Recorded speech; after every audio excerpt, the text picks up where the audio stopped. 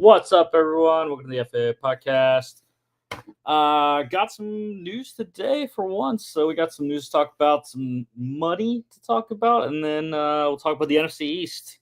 Starting off with the Giants, we'll go to the Cowboys, the Commanders, and then finish off with the reigning Super Bowl champs, Philadelphia Eagles. Again, just me today, so happy birthday to Jimmy's mom. Just saying. But let's get into it. Starting off with retirement. Ndamukong Suh has retired. Lions 2010 first round pick, number 2 overall. Played with the Lions 2010 to 14. Dolphins 15 to 17. Rams in 18. The Bucks 19 to 21, where he won a Super Bowl with Tom Brady. And the Eagles to wrap up his career all the way back in 2022. Did not play the last 2 seasons for anyone, or did not accumulate any stats. Super Bowl 55 champ, like I mentioned, with Tom Brady and the Tampa Bay Bucks. In 2021, he also went to the Super Bowl in 2022 with the Eagles, Super Bowl 56. So pretty cool to go to back-to-back Super Bowls to end his career, even though he only won the one. 2010 Defensive Rookie of the Year, 3-time first-team All-Pro, 2-time second-team All-Pro, 5-time Pro Bowler, 2010's All-Decade Team as well. Interestingly enough, all of those were early in his career with the Lions. Dolphins essentially wasn't as productive as he got later in his career, was very good in that Tampa Super Bowl run, though, and a pivotal component of the Eagles' front line rotation there in their Super Bowl run. But I do think Ndamukong Suh is a Hall of Famer. Look at his stats here: 199 regular season games, 191 of those starts, 600 tackles, 392 solos, 71.5 sacks. That actually only ranks, I think it was like 24th or something all-time D-tackle wise. 214 career QB hits, 130 tackles for loss, 5 forced fumbles, 9 fumble recoveries. He actually has 3 fumble returns for a touchdown, 38 pass defense, 1 pick, and a safety. In the playoffs, he was really good. 15 games, 12 of those starts, 40 tackles, 22 solos, 7 sacks, 21 QB hits, 6 tackles for loss, 1 forced fumble. So, again, I think based off what you kind of look for in a Hall of Famer, he is under in terms of the Hall of Fame score from Pro Football Reference. However, you look at it, 5-time All-Pro, 3 of those first team, 5 Pro Bowls, 2010's All-Decade Team, the Super Bowl as well. Went to a couple Super Bowls. And early in his career, he was completely dominant with the Detroit Lions. 10 sacks his rookie year, which was by far his most in his career in a season. But I do think Ndamukong Suh will get in eventually. Definitely do not think it's going to be first ballot, but I do think he has a good case to get in eventually. And actually, you look at it, the Geno Atkins with the Cincinnati Bengals, he had more sacks than Ndamukong Suh, and he actually, I think, has a better resume potentially for the Hall of Fame, although I think Suh was kind of has a lot more tackles, played a lot more games as well. But interesting, Geno Atkins versus Ndamukong Suh. I think I would take Suh. Just he was more tenacious, and Geno was on those kind of bad Bengals teams, Carson Palmer era kind of ish. But anyways, yeah, Ndamukong Suh, congrats on an excellent career there. Happy to have him as an Eagle to end it there. 49ers, interesting situation, dealing with another wide receiver issue. Juwan Jennings wants an extension, or he wants out. He wants a trade, potentially due $7.5 million this year. Last year of his contract, he got extended last year for 2025. But yeah, he wants to stay in San Francisco or go elsewhere. And it's hard to argue with him because when he's gotten more snaps, he has been more productive. So it'll be an interesting one going into camp for the 49ers, Juwan Jennings there. For the Chiefs, franchise tag deadline is coming up. The extension deadline. Trey Smith, guard for Kansas City. He is the only franchise tag player left that has not signed an extension. He has until tomorrow at 4 p.m. to sign an extension. At this point, I have heard nothing that says that there's anything imminent. So it looks like Trey Smith is going to play on the franchise tag this year, $23.4 million, fully guaranteed in 2025. The Chargers, it has begun. The Chargers, the Lions, they are playing in the Hall of Fame game. So at the end of the month here. So the Chargers putting some guys on the PUP list, the physically unable to perform.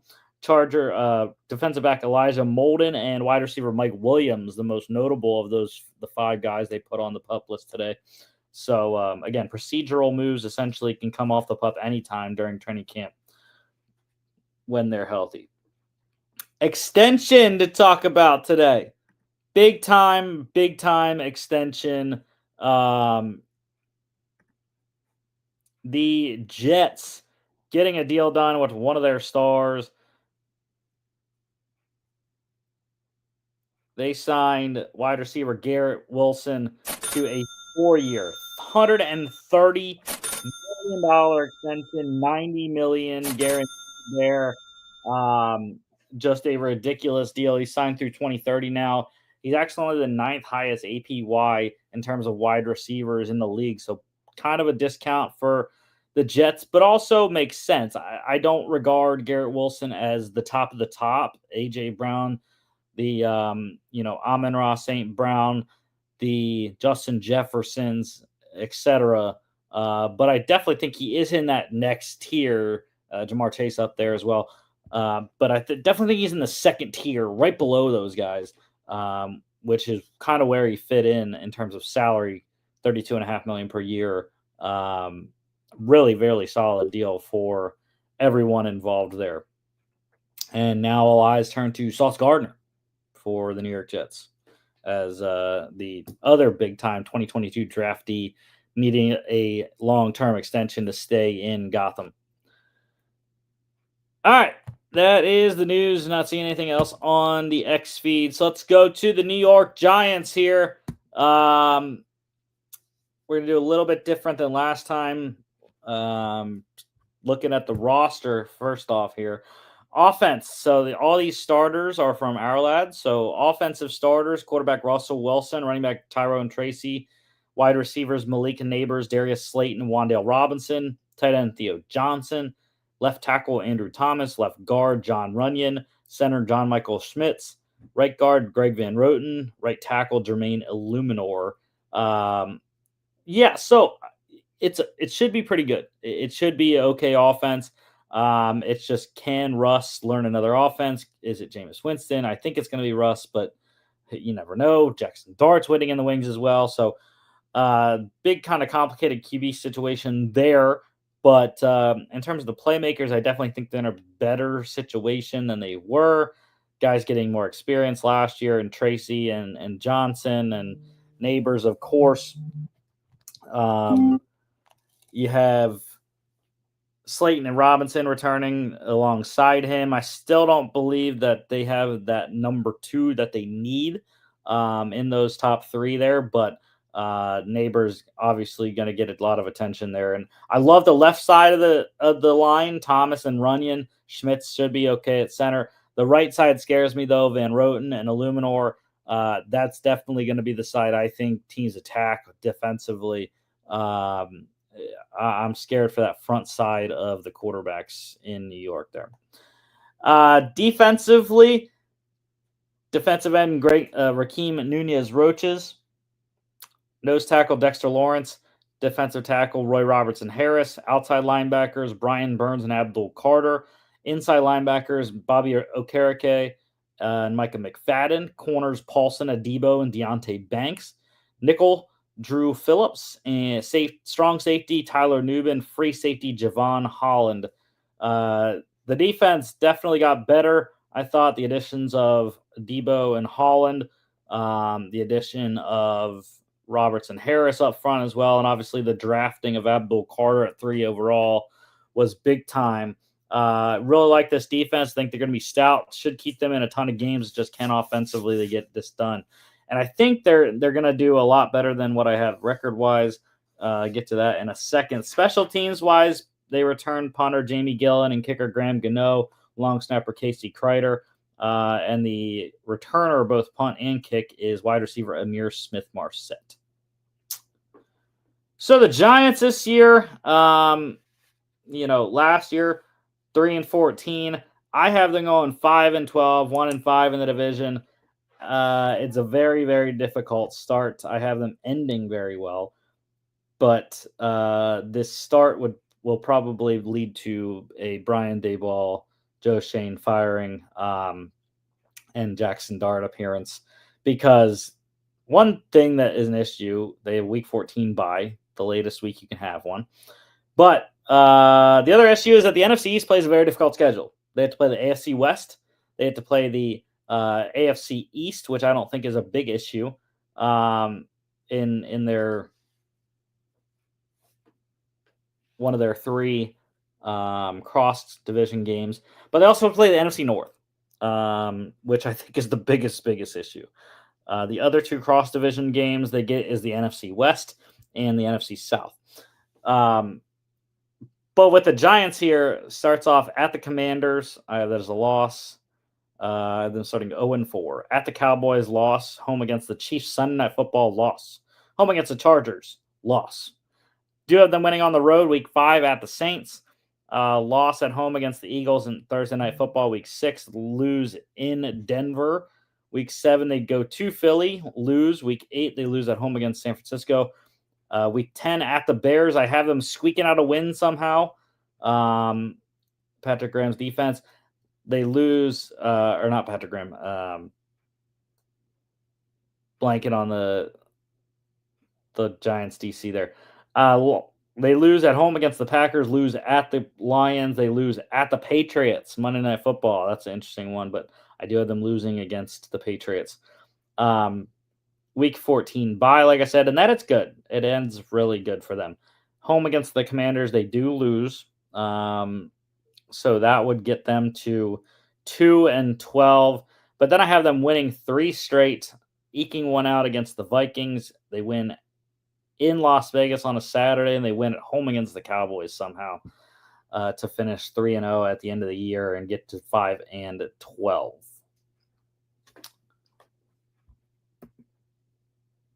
Moving on to the Dallas Cowboys, 7-10 last year, 3rd in the division. Offensively, they look like this. QB Dak Prescott, running back Javonte Williams, fullback Hunter Luepke, wide receivers George Pickens, Jalen Tolbert, and CeeDee Lamb, tight end Jake Ferguson, left tackle Tyler Guyton, left guard Tyler Smith, center Cooper Beebe, right guard Tyler Booker, right tackle Terrence Steele.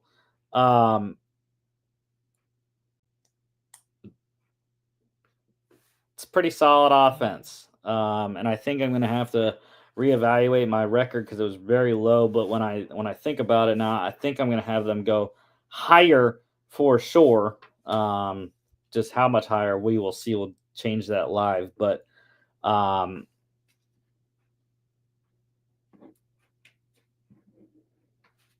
defensively for Dallas, defensive ends Dante Fowler Jr., Micah Parsons, nose tackle Mozzie Smith, D tackle Osa Odigizua, linebackers DeMarvion Overshown and Kenneth Murray Jr., corners Trayvon Diggs, Kyer Elam, nickel Deron Bland, strong safety Malik Hooker, free safety Donovan Wilson. My issue is they have the worst head coach in the NFL, and Brian Schottenheimer. So maybe my record wasn't wrong. I originally had 4-13, 1-5 in the division, finishing last. But when I looked at offense, I think the defense should stay pretty solid as well. Offensively, they got better with the moves that they made, George Pickens and Tyler Booker. So let's look at changing this around, though. I do think I'm going to increase their wins. I do still have them losing at the Eagles Thursday Night Football kickoff. First game of the season there. I think they're going to lose in Philly. They do win against the Giants week 2. I'm going to have them win in Chicago, though, week 3. I do have them losing at home against the Packers Sunday Night Football week 4. They win at the Jets week 5. I do like them losing in Carolina week 6.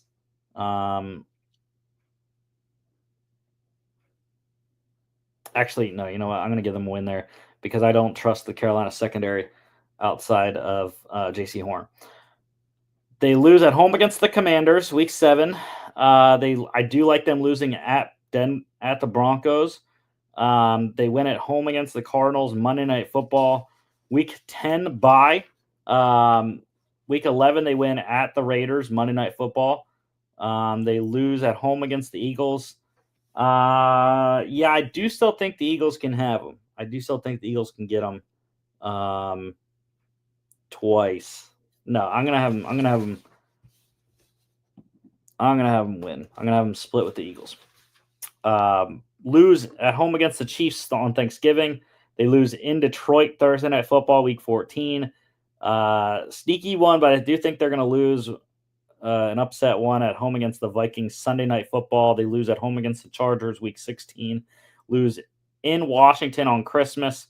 And then I had them getting eked one out at the end of the season with the Giants. So that's a 6-game losing streak to end the year. 1, 2, 3, 4, 5, 6, 7. So I have them 7-10 again, 3-3 in division, finishing third.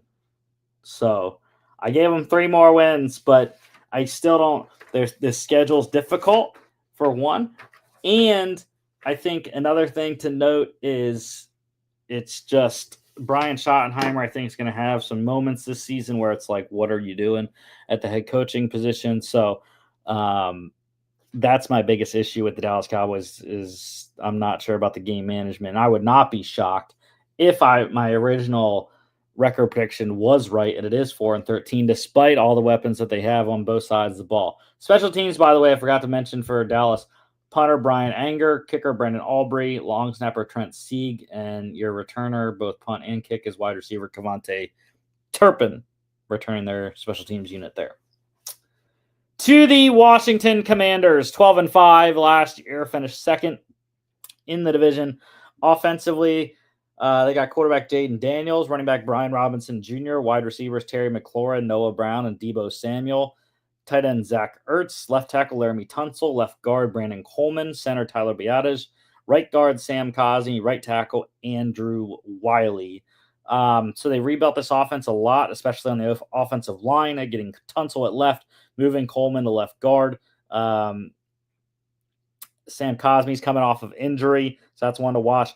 Wiley, I do still think, is the weakest link of the line there. So kind of like the Giants right tackle. And right tackle for the Cowboys also my biggest issue there with Terrence Steele. Yeah, but this offense should be good to go again. Sophomore slump, maybe, for Jaden Daniels. We'll see. Defensively, defensive ends Dorrance Armstrong, Dietrich Wise, defensive tackle Deron Payne and Javon Kinlaw, linebackers Frankie Louvu and Bobby Wagner, corners Jonathan Jones and Marshawn Lattimore, nickel Mike Sanderstill, strong safety Will Harris, free safety Quan Martin. So the secondary should be excellent. The safeties scare me a little bit, but also the production at the pass rush position on the edge also scares me, and not worried about the linebackers or D tackles. But the edge, Wise and Armstrong, I needed to see more from Armstrong. Wise has been a pretty productive role player throughout his career, never been really a full-time starter, but we'll see how it looks in Washington this year. If they can get a pass rush, that was their bugaboo in the playoffs, and we'll see if it's their bugaboo again in the regular season this season. For Washington, it's going to change because I have them dropping one more to Dallas. So it's going to do the same effect to the Eagles as well. But 10-7, 4-2 in division, finishing second. I have them winning week 1 at home against the Giants.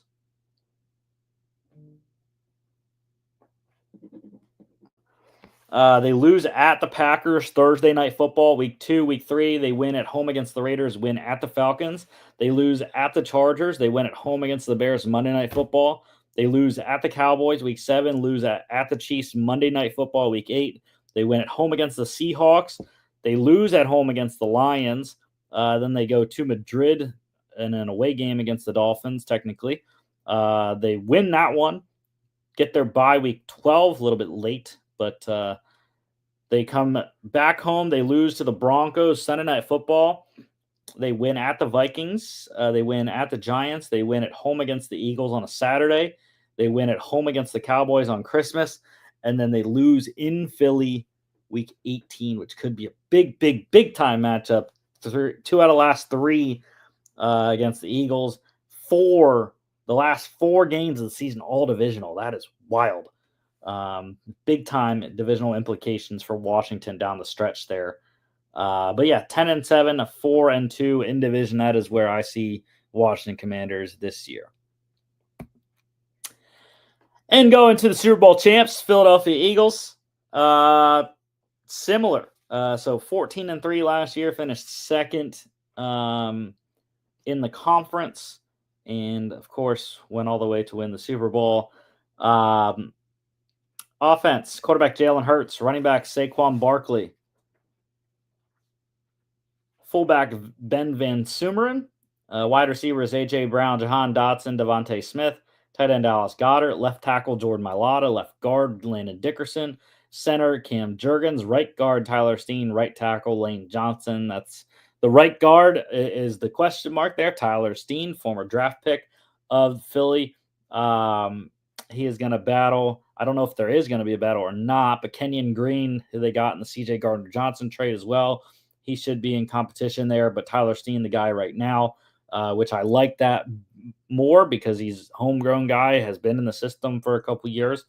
And, we'll see if he can do it. Out of Alabama, hard to go wrong with Alabama offensive line and SEC O-line, to be honest. But yeah, not much to say about that offense. Not a lot changed.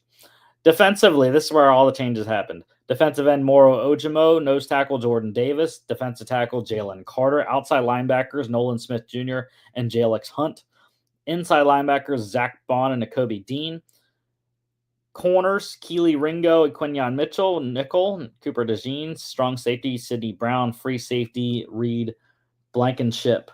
I keep forgetting the special teams. Special teams for Washington, punter Tress Way, new kicker Matt Gay in from the Colts, long snapper Tyler Ott, and punt and kick returner is wide receiver Luke McCaffrey.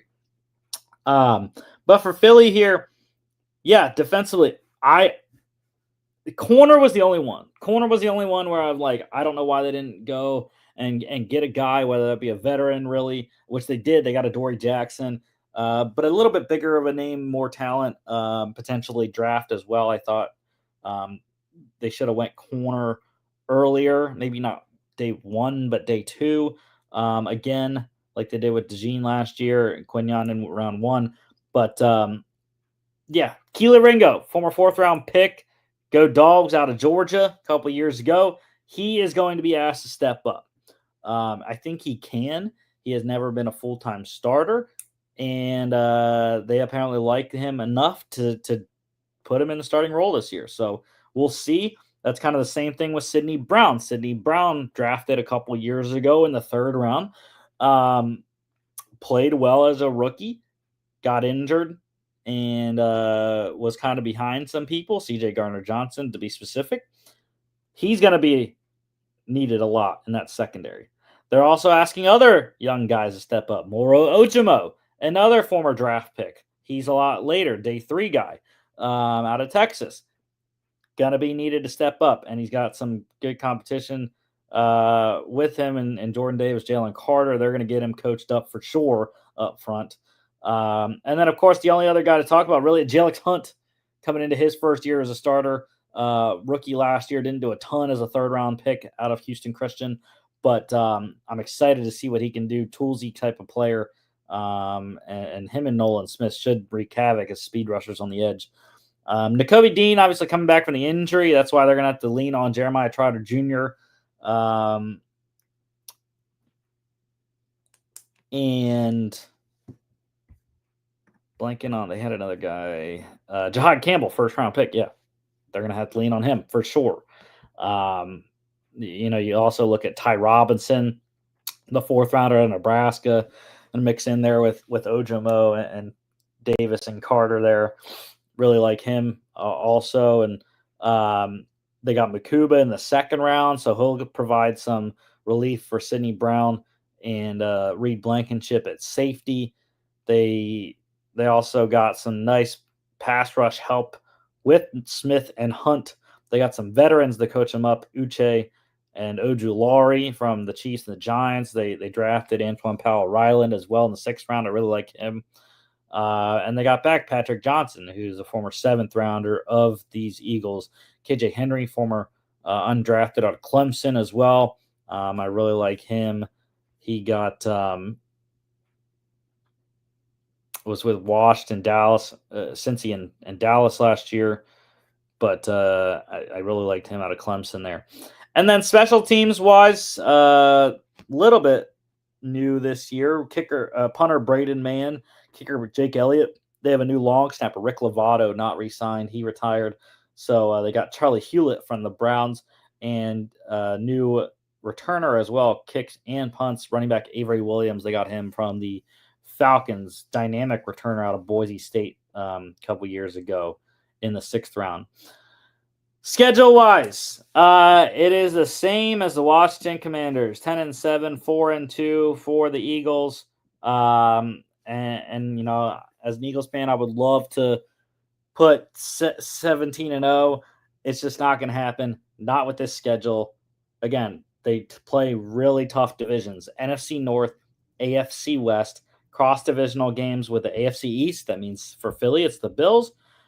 The NFC South, which is the Bucks, and the NFC West, which means the Rams. So it is not an easy schedule by any means, but I do think the Eagles do repeat as NFC East champs the first time in a long time with this division since the Eagles did it 20 years ago. I believe it was in 05, 06, or 04, 05, 03, 04, whatever it was. 20 plus years ago, I think it was. Home against the Cowboys, Thursday night kickoff. They win. Doesn't last long, though. They lose the Super Bowl rematch in Kansas City. They win at home against the Rams. They lose in Tampa. So they start 2-2 again. They can't play in Tampa for some reason. I don't know why. They just cannot do it. So they lose in Tampa. Then they go on a run. They win at home against the Broncos. Very, very difficult game. Defensive battle, I think. But I think they win that one because it's in Philly. They win at the Giants Thursday Night Football. They win at the Vikings. They win at home against the Giants. Week 9 bye. Love that. Right in the middle of the season. At the Packers Monday Night Football. They win. They lose at home at Lions Sunday Night Football. They win at the Cowboys. Or no, I'm going to have them lose at the Cowboys, actually. Yeah, that's the loss that I'm giving them. They lose at the Cowboys. They win at home against the Bears on Black Friday. They lose at the Chargers Monday Night Football. They win at home against the Raiders. They lose in Washington on a Saturday. They lose at the Bills Week 17. That's just a ridiculous schedule down the stretch. And then they win at home against the Commanders Week 18, probably for the division there. And I can't really technically put a clear-cut division favorite between Washington and Philly because, while I do think Philly has the much better roster, again, the schedules are how the schedules are. And usually I can say, okay, well, conference record is the next tiebreaker. Who has a better conference record? But I can't. They both have 4 losses in conference, with the Eagles coming from the Cowboys, Commanders, Lions, and the Bucks. And for Washington, it's the Packers, Cowboys, Lions, and the Eagles. So, yeah, it's similar opponents as well. It's kind of just trading the Packers out for the Bucks. I guess that would be common opponents, which would mean the Eagles will win their game there. they would win the division based off common opponent's record, which would be the Packers. So, yeah. So, that's why the Eagles win, because they beat the Packers. There you go. Eagles repeat NFC East champs, 10-7. So I'm gonna have to nix this out here and go Philly, 10-7, 4-2 in division. Number 2 is Washington, 10-7, 4-2 in division. Lose the tiebreaker because they lost to Green Bay. Dallas is in third at 7-10, 3-3 in division, and then the Giants are last, and I got them at 5-12, 1-5 in division play. So that is the show for today. Another short one. We got the home run derby coming up in the MLB, though, in about 30 minutes. So make sure you catch that. Training camp week 4 next week. Get y'all, not your game recaps, but your AFC North season preview. We're talking Ravens, Steelers, Bengals, and Browns. Don't forget to follow us on all our social media at FAA Podcast, Instagram and X, FAA_bets on X as well. FAApodcast.com is our website. Check us out here on YouTube, Facebook, X, and Instagram as well. Spotify, Apple Podcasts, iHeartRadio, and TikTok at FAA.podcast. And make sure you catch us here on Friday. We'll be talking AFC East on Friday. Catch you then.